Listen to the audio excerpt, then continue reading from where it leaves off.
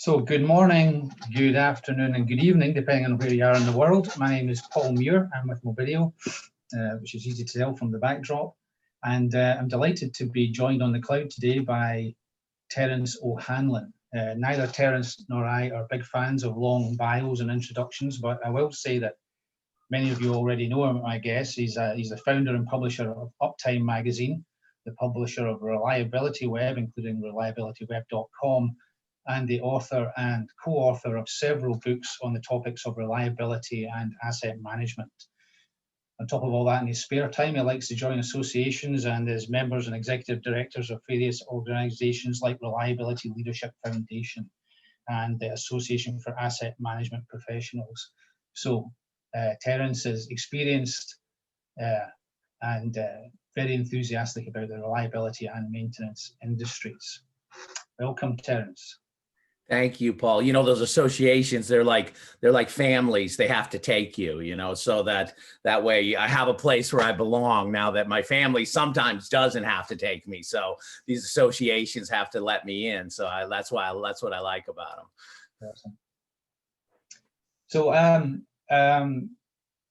what we're going to be doing today is there's a couple of guys, Terrence and I, and we're going to talk with a very, very limited script, no PowerPoint presentation, and entirely no safety net about the passion that Terrence has for reliability and maintenance, and the passion that I have for digital technology, and clearly what the webinar is about is the intersection of both of those things. Before we get into the webinar, a couple of pieces of housekeeping. Well, I guess one, there's going to be Q&As at the end, but you should all have access to a Q&A dialogue box, and if you feel like putting in questions there at any point, please do. If I see any question that I think is particularly interesting, we may take them as we go, but certainly we'll try and save 10 minutes at the end for questions. Now, we're going to be talking about digitalization, and although I'm confident that the vast majority of the audience have got their head around reliability and maintenance being all y'all's day job, you know, everybody's perception of what digitalization is different. So I think that I'd like to do is spend no more than 5 or 6 minutes talking about digitalization generically, just so that we're all kind of on the same page, hopefully, about what that is. And then we can go and talk to Terrence about what that means for the industries you're all passionate about. So I was lying in bed last night thinking about how to present this, and it occurred to me that if we ask ourselves the question, or we say, let's imagine a world where every computer in the world is connected. Well, that's already there, right? We've had the internet for, I don't know what, 30 or 40 years. If we further say, you know, imagine a world where every connected computer could easily share information. Well, that's already there. That's called the World Wide Web. And whoever, you know, there was a guy, a British guy, I can't remember the name of, but he developed HTML, which was a common publishing format. And then you got a web browser back in the day from Netscape, and that allowed you to read that common information from any other PC in this connected world. So we've had that for a long time too. And then if you say, well, what about all these connected computers? If they could all do something really useful and do actual work and help me, wouldn't that be good?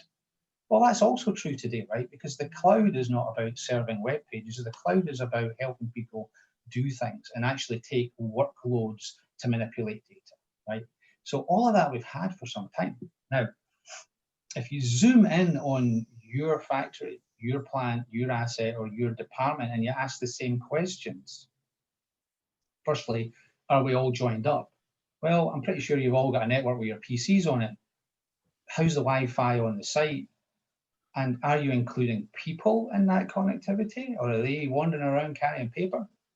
And, you know, laterally with, you know, IIoT, etc., we're starting to say, are we including equipment in the party? Are we connecting to the party? So I think everybody on the call will have various degrees of answer to that. Some will be absolutely yes, and others will be, you're joking, right? But that's the connectivity piece. Now, if we look at the data piece and we say, are all your systems able to talk to each other? I'm going to say that 90% of you are going to say no. Right? Which doesn't mean we don't have a great system for managing maintenance schedules. We don't have a great system for buying new equipment. We don't have a great system for managing inspections. But in 90% of the cases, I'm going to say that they're not connected, right? And if we say, then go on to the third question, which is, wouldn't it be wonderful if all of that worked together to actually help me do something automatically without human intervention? I think, we're getting to 95% of people saying no. So digitalization is looking at connectivity, which must include people and things, not just computers. And the objective of all of that is to get to a point where all that connectivity, all that accurate information available on demand to everybody can do some work and add some value. And that is going beyond individual systems of record, and it's really looking at what can we automate, and what are the higher level value we can get out of the systems, and also the people that are no longer filling in forms and looking for data, etc. Right? So there's a lot of potential there. So we effectively remove a lot of friction from the processes and systems you see today in every business.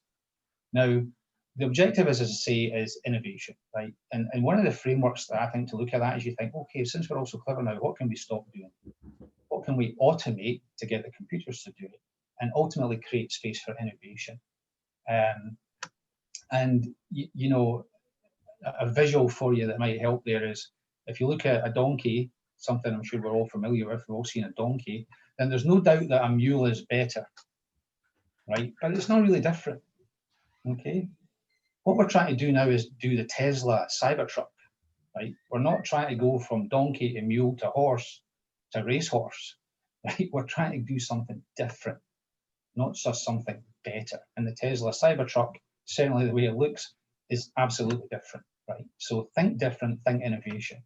And one of the key learnings I've had in the last 5 years doing this is about how you get your team to think about it. And if I was to give one piece of advice, it would be say, make sure everybody is focused on what the business outcome is, not on defending the process, defending their role in the process, defending a process that their father wrote in the 1930s, right? Let's just back up, zoom out. What's the objective? Make money efficiently, safely, increase reliability, right? And not be held hostage to any existing system or process. So can we be different, not just better? Absolutely. And I'm going to talk about some real life examples as we go, but that was my sort of middle of the night dreamt up format of presenting what is digitalization. I don't know what you think of that, Terrence. Yeah, I think it's great. I think it's a great description. And in case people are having trouble, following along with it, because it's very, we could put that in a book. Because I think it deserves it, because I think the people are struggling with the concept, and I think they're overcomplicating it. And I think you just unwound it for them a little bit and helped them unpack it a little bit. There's just a knock on the door here. I'm 14 miles from nowhere in the middle of Nebraska because I'm returning something from Amazon. And so, the old business model was you went to the Sears store, and you bought something at the retail store. And if you didn't like it, then, you drove in your car to take it back. That was the business model. And then you either, got your money back or you traded it in on a different model. And now 14 miles from nowhere, it was dropped off the other day, and now somebody's picking it up, and I'm not driving anywhere. So it's the same. I'm still buying the merchandise, so that at the core, Sears or whoever the retailer is still selling me the merchandise. It's just all of the data transfer, the money transfer, the transaction, the data is flowing completely differently than it used to. Many of us are familiar, or those of us who travel or live in urban areas are familiar with Uber. And, before, when we took a taxi, we were at the bar or the restaurant, maybe had an extra glass of wine and decided to take an Uber home or a taxi home. We had to call 222-2222, wait for the taxi to come, talk to the taxi driver, have the cash ready, have the tip ready, know the address, know the directions. Now we press a button on our mobile device, phone, and no conversation needs to take place. No currency in person has to take place. It's the same ride. You know, we're still going to go from the restaurant to our home, but it's not going to take place in the same way. The transaction, the currency exchange, the customer service has all changed around the same basic commodity service. So we're still going to mine diamonds. We're still going to make pharmacy. We're still going to, produce power. It's the things around that, like you said, your grandfather's process that was written in 1930. That's what's going to change. Yeah. There's actually a question that just came in from somebody called Paul Edie, which I think is relevant to what we're talking about here. And Paul was asking, is it necessary to fully re-engineer your process before you think about digitizing it, right? There's really 2 points I'd like to make. Firstly, absolutely not, right? I've been doing this for too long, and several times I've heard people say, look, we're going to re-engineer a process, and then we're going to organize our people, and then we will look for a tool. Now, going down that road, you're going to end up wanting something that nobody's going to be able to sell you, and that gets very expensive pretty quick. But the other thing is, unless you've got at least one eye on the technology as you go, you're missing the step change, the discontinuity that the technology can bring, because you're all just, whiteboarding stuff in a kind of vacuum. Now, the point about, one of the points about Uber is that Uber was born at a point in time. I wish it was born in my head at a point in time and be a lot richer right now. But Uber couldn't do what they did without us all having smartphones, online payment systems, and GPS in our pocket, right? Now, if you look at the maintenance industry and the reliability industry, we're all living at a point right now where all that stuff can be done, right? And our forefathers took the pain of ERP and took the pain of computer-aided design and took the pain of electronic document, all of these things. So my proposition to the audience is, look, it's your time today, and the stars are aligned, and let's get going. I don't think we're waiting on any fundamental technology thing, but when we get going, pay attention to the technology. And I was actually at a conference back in February somewhere, can't remember, and one of the panelists on stage said, listen to the vendors, right? Because the vendors, if they're building stuff ahead of you buying it, then they've taken some of the battle scars, they've had some of the learnings, it's not the first rodeo. So, there's a lot of people out there, vendors, analysts, etc., that have got some value. So definitely listen to people that can give you some advice. Well, in the conference that I met you at, I think what attracted me to what you guys were doing is that, it's a very heady conference, and it is years ahead of the market and things of that nature. And what I could see visually from the Mobideo operation was you were putting data or information in the hands of the people that I deal with. So all of a sudden, all the photos and all the applications that Mobideo was talking about there's people, the people I deal with, the frontline people, the asset people, with data. All of a sudden they're enabled with data. So whether they're using, an SAP application or a Maximo application or some other, operations application, they're there at the asset and they're enabled with the information that they needed. Whether it be GPS or whether it be some transactional data or whatever it is that they happen to need at the time, that's power. That's unlocking the power of the person. That's unlocking the power of the asset. That's unlocking the power of the operation. That's the point. That's what we're all doing here. So that's why I came over and said, hey, Paul, how's it going? Yeah. And there's several layers to that onion too, right? When you talk about people being empowered with data, there's people are starting to talk about connected worker, right? Which I think is a great thing. I think we should all be connected. And I have a visual in my head of RoboCop when I talk about connected worker, right? You got this guy with a robot arm and the Google glasses, and he's all, he's ready to go. I think there's a couple of other levels to it, though. I think there's the connected workforce level where we're looking at how can teams be productive by sharing information.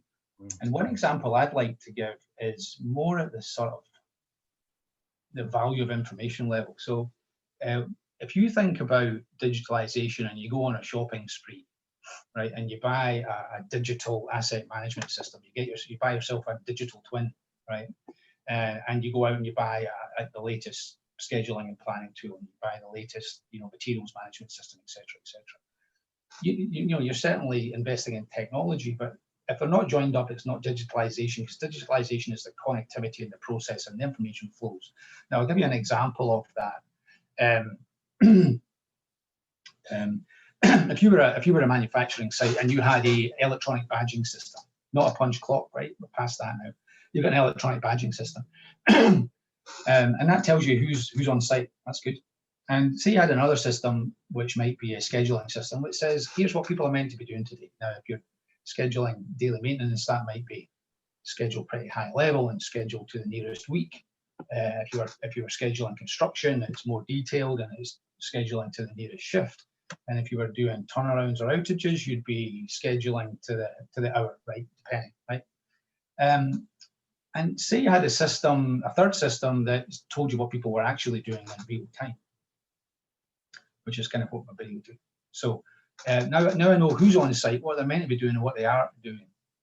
But in isolation, that's interesting. But when you stand back and you merge all that data, the difference between the people on site and the people working is lost production. It tells you what your productivity is, right? If you can tell who's on site, who's working, and what they're doing, and how long it took them, and now looking at time on tools, and we're able to look at, you know, refining and changing our business models, right? So when you look at value in an individual system, and I'm not saying there's not value in investing in a point solution or a system of record, but when you start overlaying data sets and intersecting data sets, it's the gaps and the overlap that are super interesting, and that's where the insight is, and that's where management starts to go, ooh, that's an interesting one, right? And then you've got the catalyst for the what's the outcome, what's the process, you know, and how do we get there? So, and I guess the way of looking at it is, don't think of a system equals a product. A system can be multiple products that pull together and do what you need it to do and give you the insight.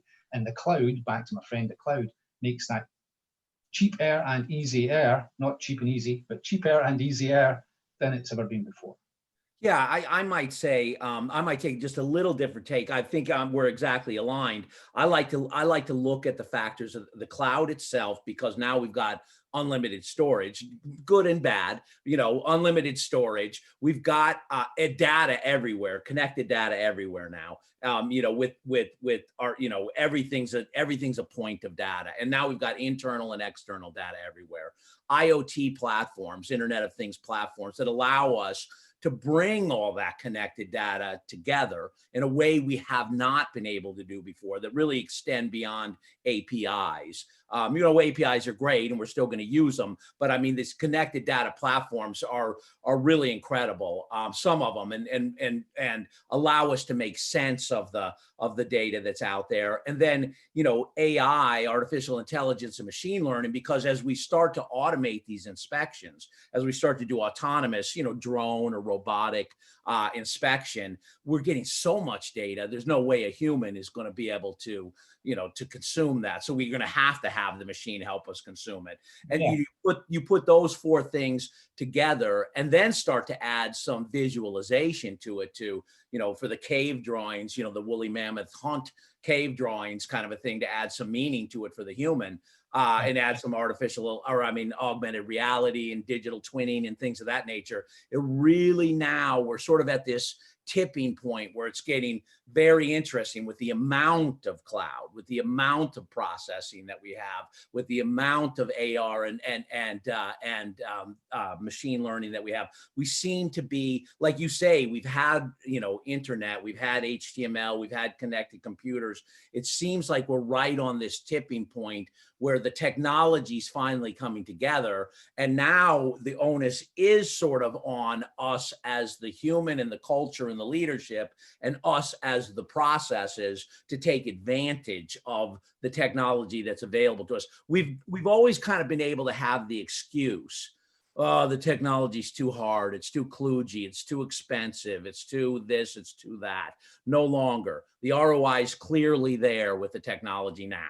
So it's no longer a roll your eye and say, you know, the technology, blank. No more excuses with the technology. The technology's here. And so you got to look inward. If you're not adopting technology now, my laying in bed last night thinking, if you're doing some sort of improvement project now and you're not digitalizing it, you're not going towards a digital model, it's almost ridiculous, sublime, and it's almost a Shakespeare tragedy, because you're doing a one-off. You're a Shakespeare tragedy at that point in time, because it isn't going to end well. The end is written for that play.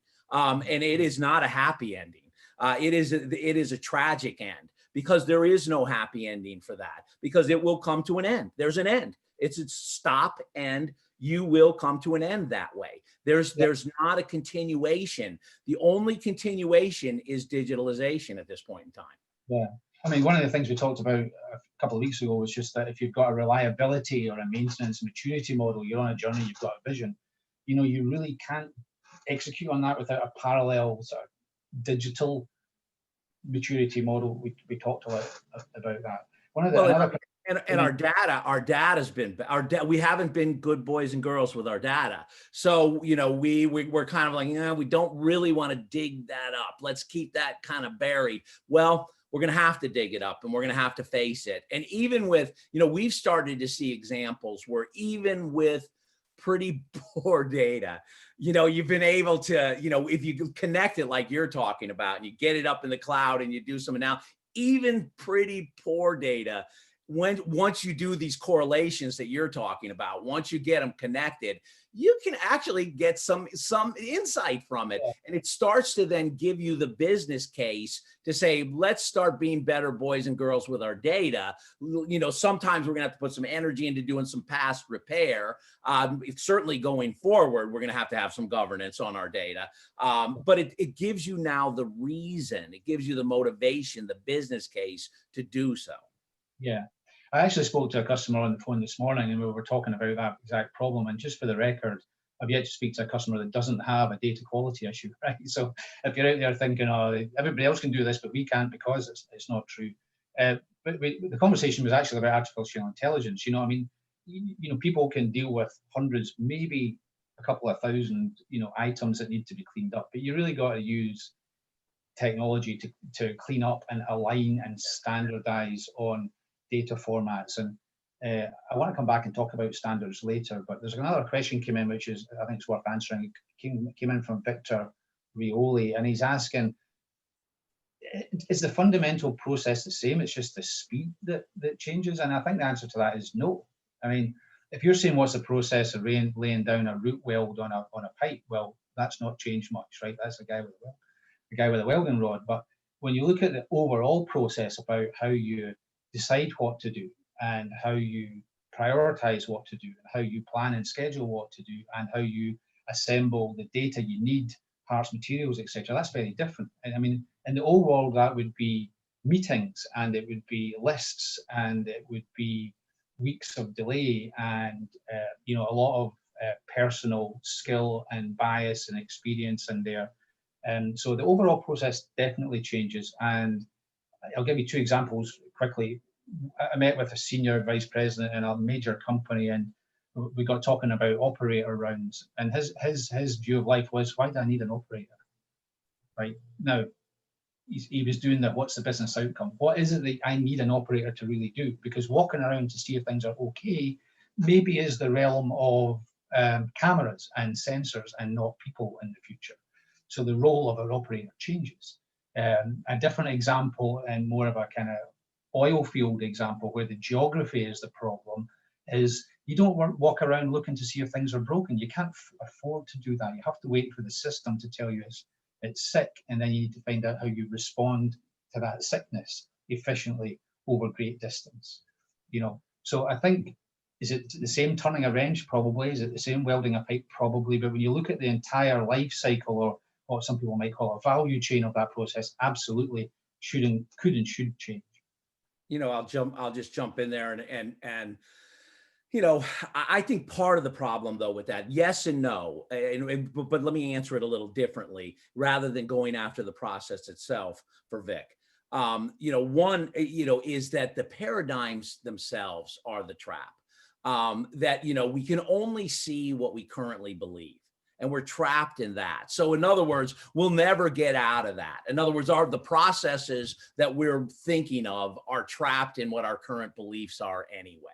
So, you know, General Motors can only laugh at Elon Musk and his paradigm on what an automobile is. 85% software. Ha, ha, ha, ha, ha. What a joke. You know, how can that be a car? Ha, ha, ha. You know, and now, you know, his capitalization, you could stick Ford, General Motors, and Chrysler within his capitalization, and he has them for spare parts.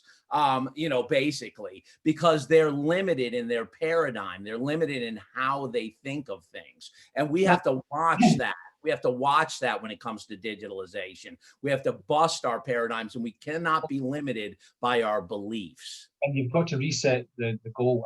Very quickly, I did a team building exercise once, and they said, right, everybody stand in a circle and grab this ball, put the ball through any process you like as many times as you like in 30 seconds, right? So you pass the ball around the circle, and they say, how many did you do? And you said 48. And they say, okay, the world record is 3,800. And you're thinking, I'm doing something wrong. If I got 48, the answer is 3,800. It forces you to think, right, back up.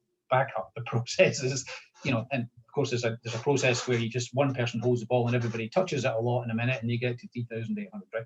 But it's just moving that. It's that step change you're looking for. It's not incremental benefit. It's huge step change benefit, which requires you to kind of rip up the. You mentioned the English chap who invented HTML. I should know because I published my first website in HTML1. So I should send him a thank you note for one thing. You know, when we first started publishing reliability information on the web, you know, there were probably 20 commercial trade magazines about, you know, maintenance around, you know, monthly magazines that were sent out for free, chock-a-block full with forklifts and, you know, roofing and tiles and things of that nature. You know, they're all gone. They're all gone. And they thought that a .com was the cutest thing ever. You know, oh, look, a .com on maintenance, you know, let's feature it in our magazine. And they all did, and they're all out of business. And, you know, we're in business because the paradigm, it didn't compute for them that was the future, that print magazines weren't going to survive. At that time, it was just too hard for them to see. Now, should they have changed? Could they have changed their print processes? Could they have changed their cost structure? They could have done a lot of things, but there was no way for that business to survive.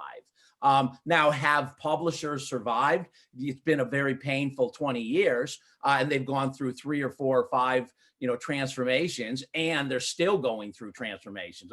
Us as well. You know, we haven't escaped unscathed in that thing. So, you know, Vic, I guess I would just tell you, keep your mind open. The best is yet to come. This is the period of renaissance for maintenance, reliability, and asset management.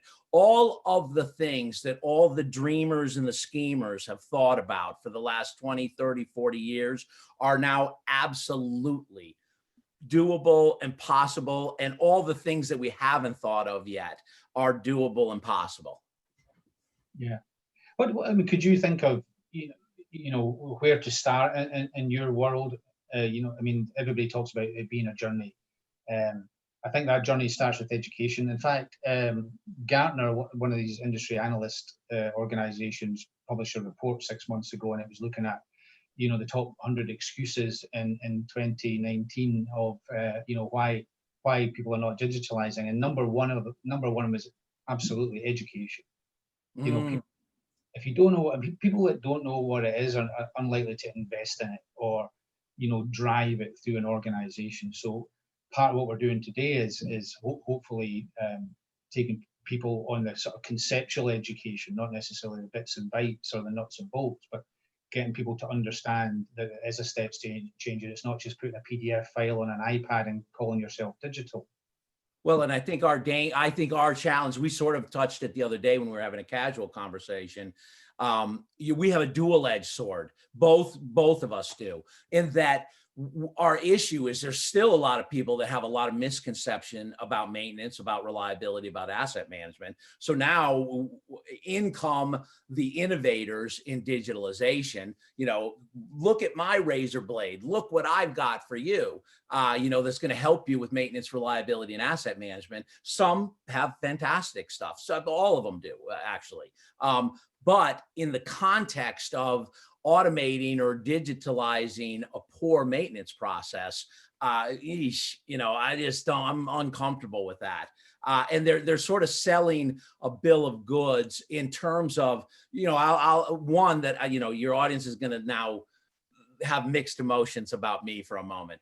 Predictive maintenance, you know, predictive maintenance. Come on, guys. You know, first off, there's only a small amount of your equipment that you need to predict the maintenance for, except with an exception, your own maintenance practices. You know, yes, I understand your people are killing your machines. I can predict that. I really don't need any sensors for that. I can look at what they do and I can tell you you'll be needing to replace that bearing very soon.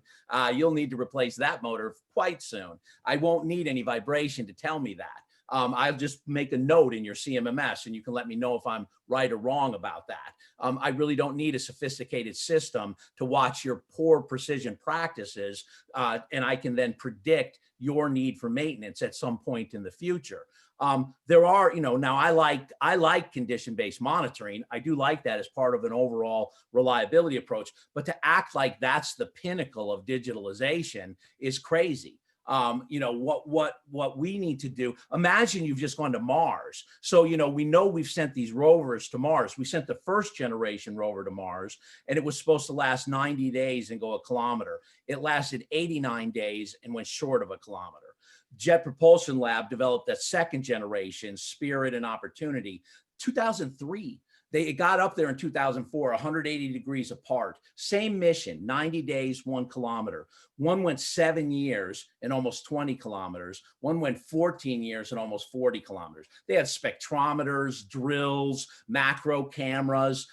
You know, this is 2003.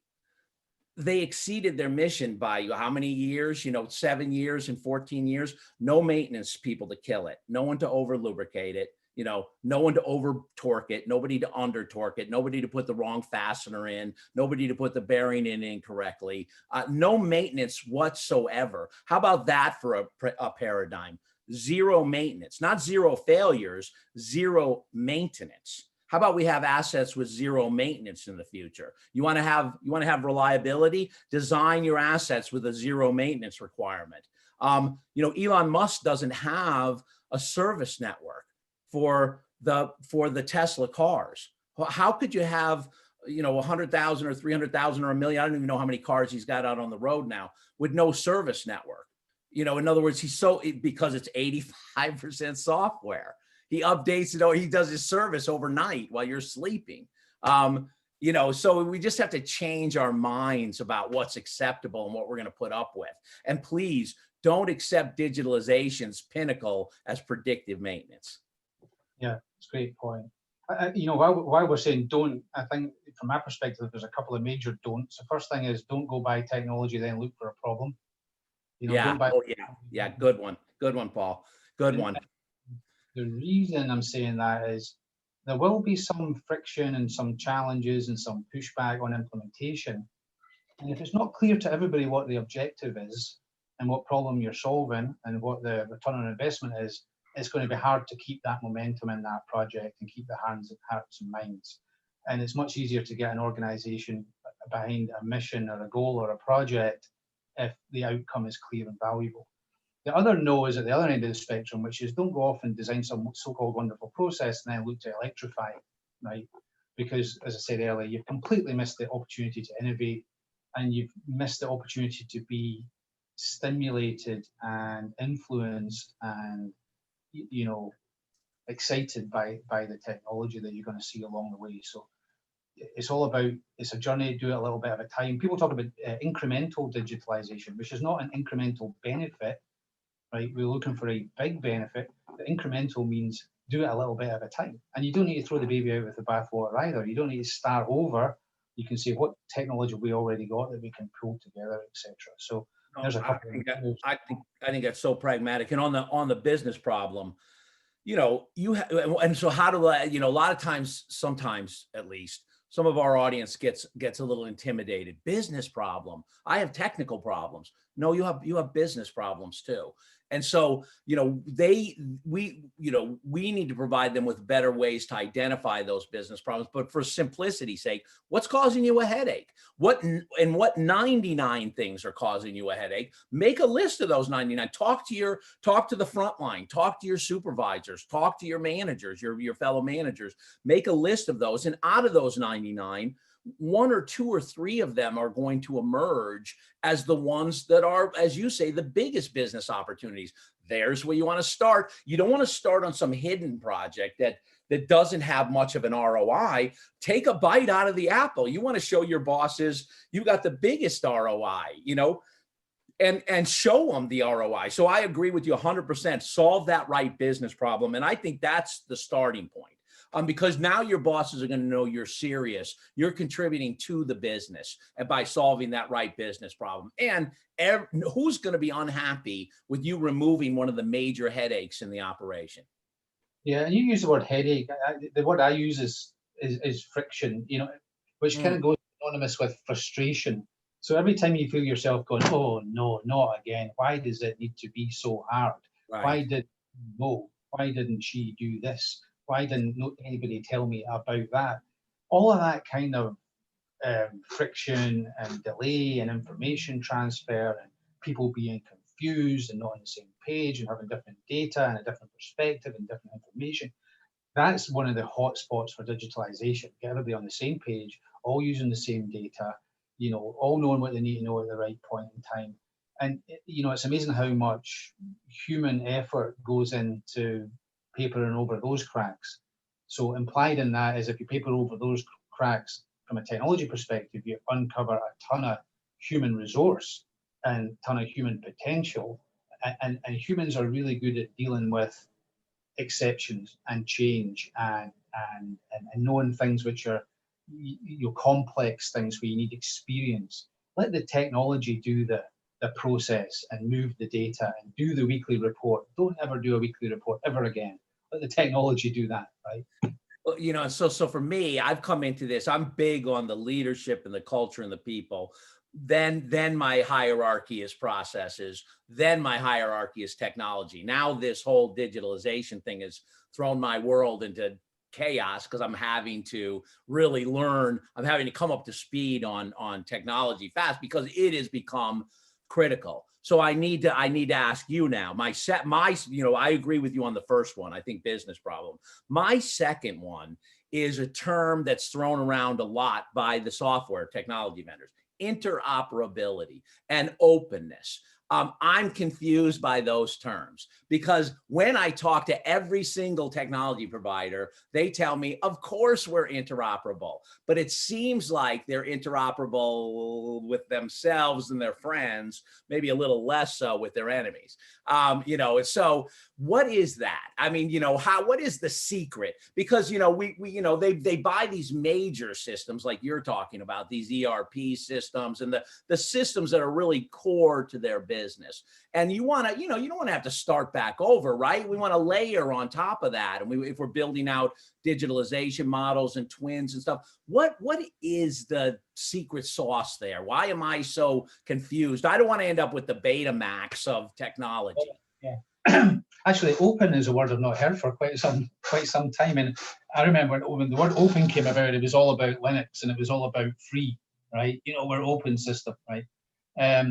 I think that interoperability is an interesting one, and there's the theory and there's the practice. I don't think that actually most vendors are interested in interoperability. I've been at several conferences. I used to go to a lot of computer-aided design conferences, and you'd have the major players sitting up there: Bentley, Intergraph, Aviva, or Hexagon as they are now. And the audience is saying, we need interoperability. We want to use your tool set on a different project. We've got a different client. They want us to use different.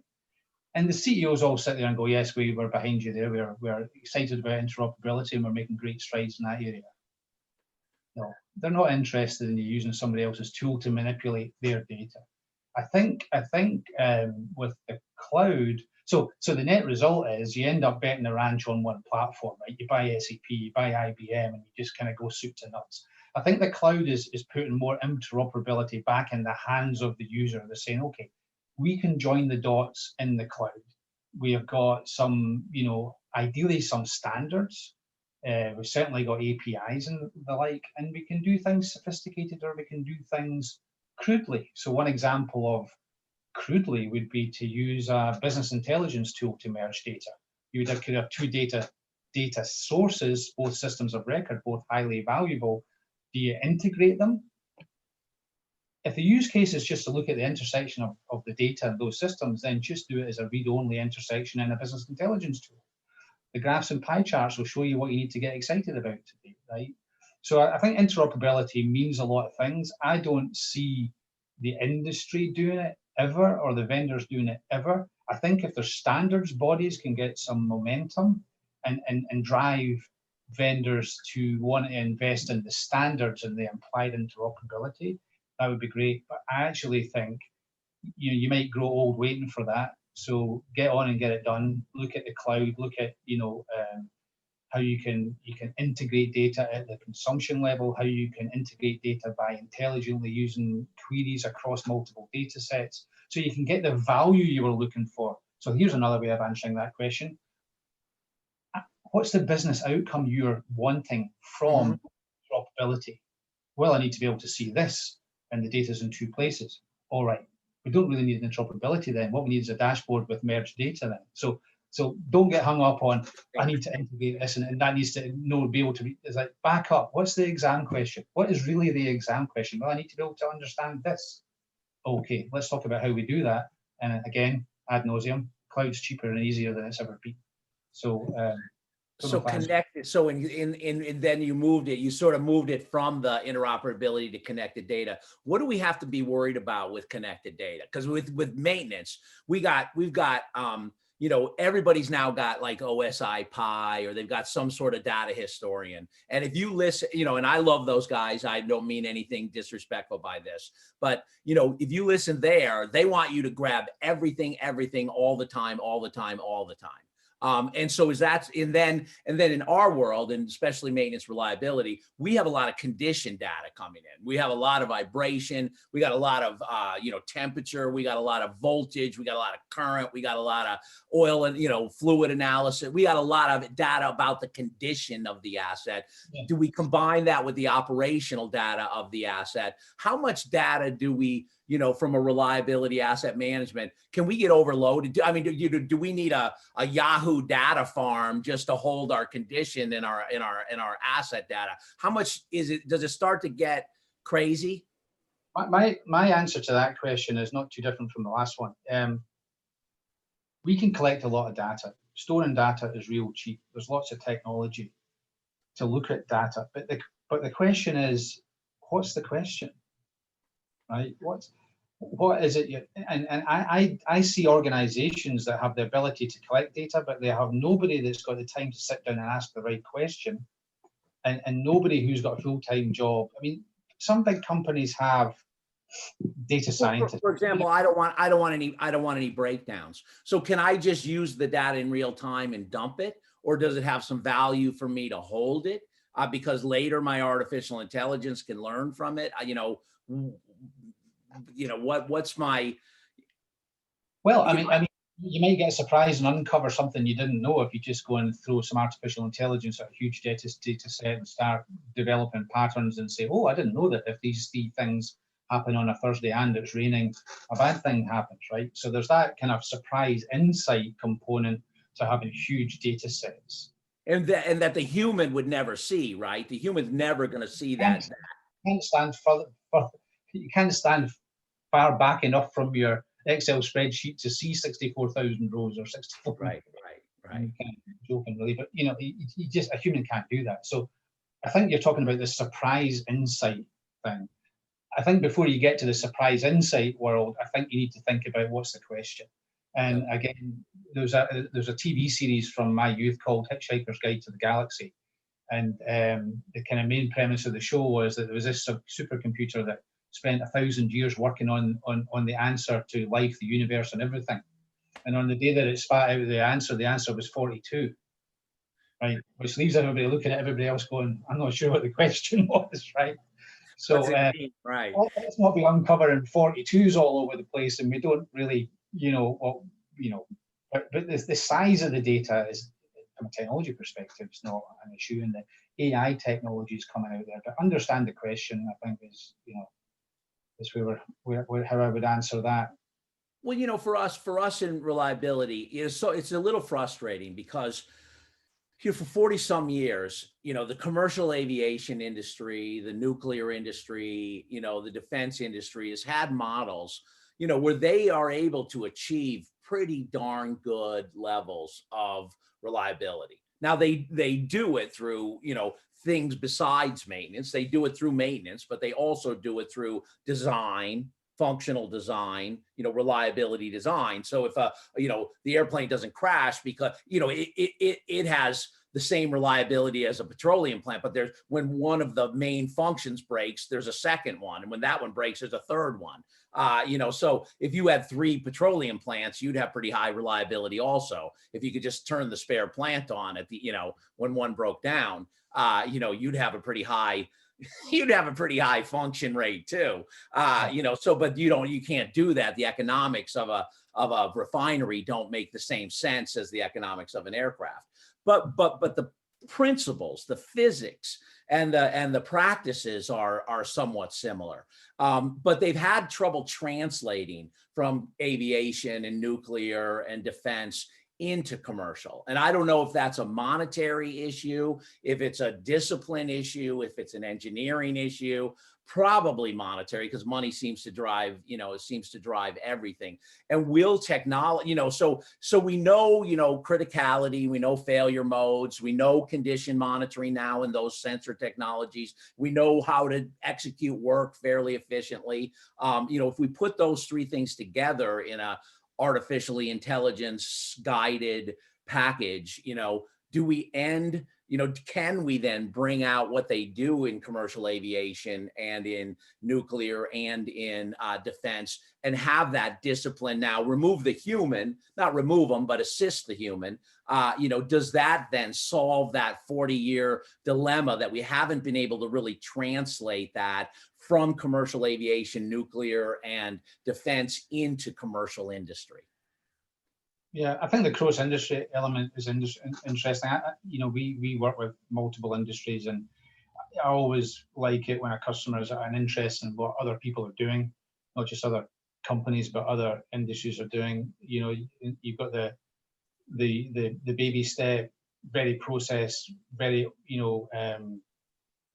compliant nuclear industry at one end, and you've got other industries that are not as detailed and don't have the years behind them documenting everything. So it's about finding the happy medium, I think, in there.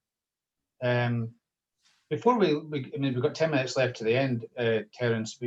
Before I go and look at some more of the questions that have popped up here, if you had one wish, if you had one ask, if you were going to implore, not a word I use often, but if you were going to implore or urge the audience to do one thing on their digital journey, what would that be? I think they need to really work at getting their data connected. Good, bad, indifferent data. Get that data connected. Take a look at what condition it's in, and then start. Well, let me back up. I'm going to acknowledge your first point, which is solve the right business problems. So pick the right business problem to aim at. I think let's give that as a given. Let's have everybody raise their right hand on this call and say, we will only solve the right business problems with digitalization. Let's put that as a given. Then once they've got that handled, start connecting data related to that business problem and see what kind of insights they can gain to solve that particular business problem.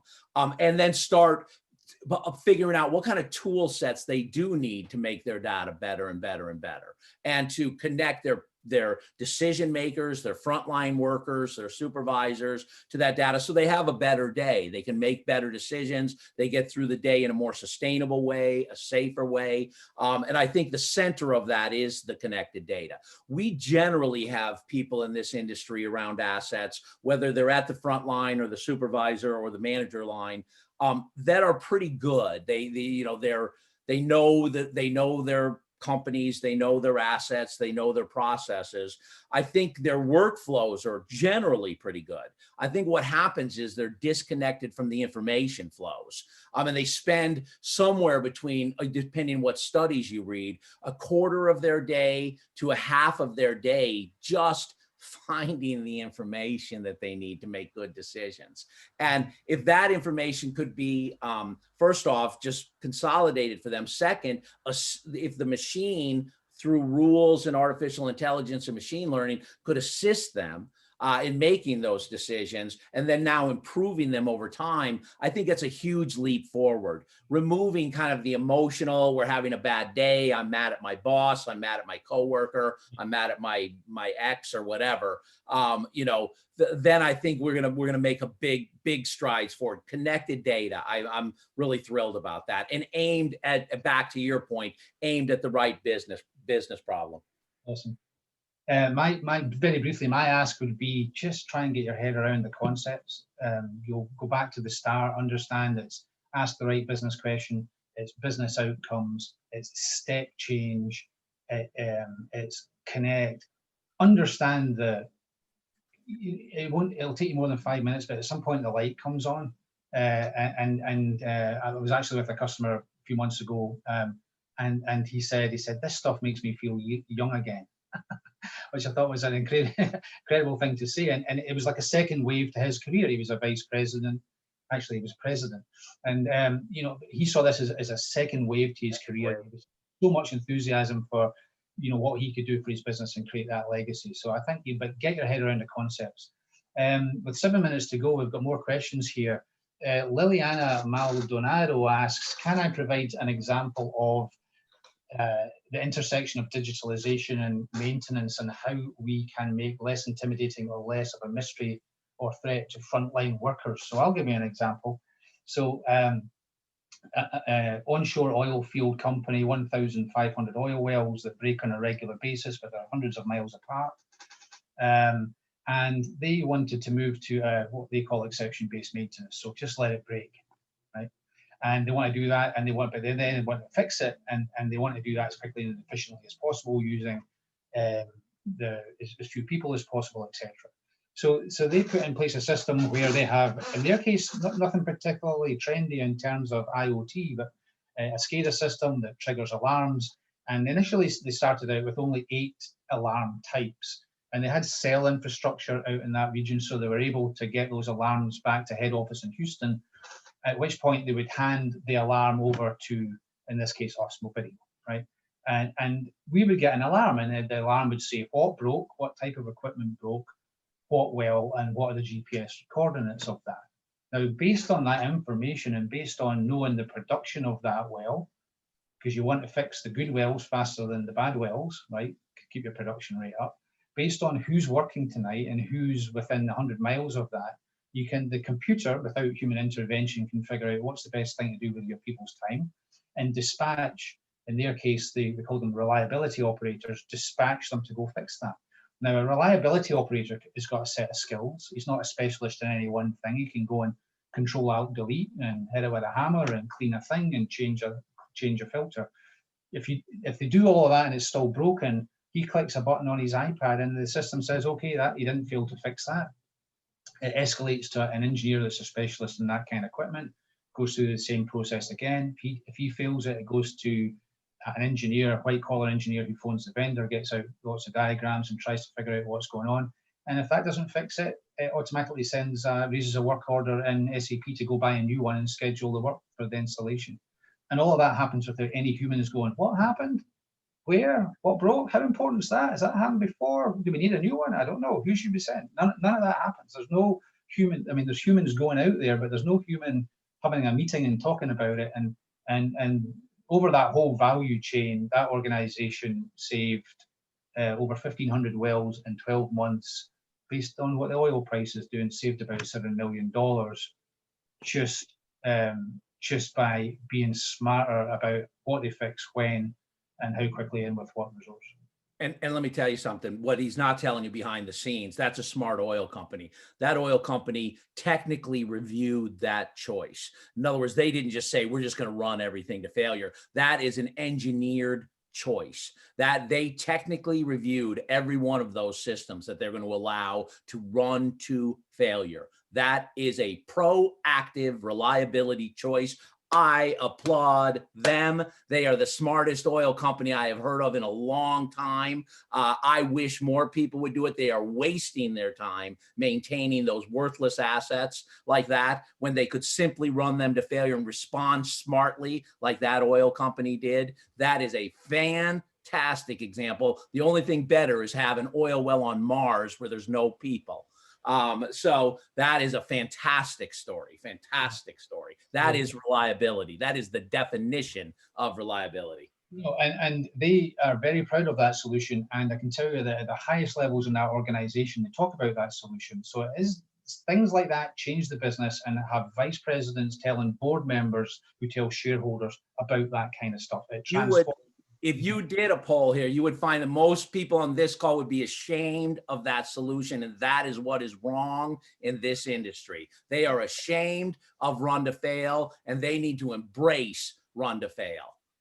Yeah. That is the secret of RCM. The secret of RCM, this is what you've all missed. The secret of RCM was not what to do. The secret of RCM was what not to do.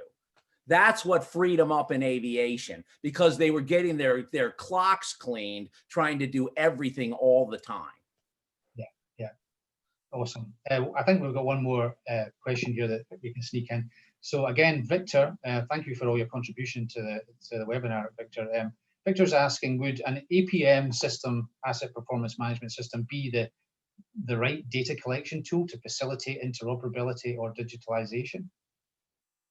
My answer to that would be separate in your mind what are the systems of record that are fine-tuned to hold and store data and manipulate data from the act of collecting it. The act of collecting it could be completely automatic in the sense of sensors, or the collecting data could be the role of a new breed of operator, or it could be the role of a multi-skilled person, right? So the mechanism you use to collect data, whether that be a guy with a mobile device or a sensor, I think should be considered separately from what's the system of record and what do we do with that data downstream. So I would separate, those things. And I think the other thing to think about, and this is a Mobideo thing, but if you've got an individual in the field that has several jobs and collects data to go to several places and consumes data that comes from several places, then you got to look at that interface to the human strategically. If you don't, 3 years from now, you're going to have a guy with an iPad with 24 apps on it that he has to log in, to get through his day, right? He's getting data from these 8 apps. He's putting data into these 10 apps, right? You got to abstract the mobility and the human interface away from the system of record question. The same as you've got to abstract the analysis and business intelligence and artificial intelligence away from the system of record. So I don't think we're going to lose these systems of record we all know and love, but the front end and the back end to them, I think, is going to change dramatically. Yeah, I think that's a good point. As far as EAM being the center, that's work management. I mean, this whole EAM, it's work management. You're managing a work order. And that's not where you're managing strategy. So your reliability strategy needs to live somewhere. So far, I've seen APM being able to manage strategy. There's a couple of other applications that can manage reliability strategy, but so far APM's doing the best job. And there's a couple new ones coming out on the market. I'm excited to see the dynamics. If the analysts would stop describing APM wrong, the market might actually mature. There's about an 85% gap in adoption. So, it'd be really nice for them to just stop yapping about it in the wrong way and maybe learn a few things about it so the market could actually adopt it in the right way. Take a few minutes and actually learn what you get paid to talk about. But the other thing would be also the condition monitoring. So all the stuff that's coming from not just OSI Pi, but also all the condition monitoring data that's available. There is no combined receptacle that will do as well as APM in managing those alarms and those conditions. Of course, yes, I agree with Paul. You ultimately need something to deliver it where the rubber meets the road. And that's going to be somewhere out in the field. So you do need something, to be able to handle that. But I'm quite excited about APM. I'm quite excited about the diversity of application that's starting to become available out there in the marketplace, including some of the well-established players. They're adapting to the current situation, but I like that they're getting pressured by some new, hungry startups that are very, very smart. And, I don't know that I would want to be an application startup right now, but I'm pretty interested in what they're doing. Awesome, Terrence. As always, I have thoroughly enjoyed the conversation with you. And I look forward to continuing directly with you, or perhaps another webinar at some point in the future. We've run out of time. I noticed from the 10 rights of asset management. I need to feed my dogs now. A bunch of people in the chat have asked, is there going to be access to the recording because they feel that they want to pass it on to their colleagues? Absolutely. You'll all be receiving an email with contact details for Terrence and myself if you want to dive deeper into this conversation and continue on your digital journey. Again, Terrence, thank you. Loved it so much. And Paul, thank you. I learned a lot from you today, so thank you very much. Thanks, everybody. Thanks, everybody that attended. Great. Bye now. Bye now. Thanks, Terrence.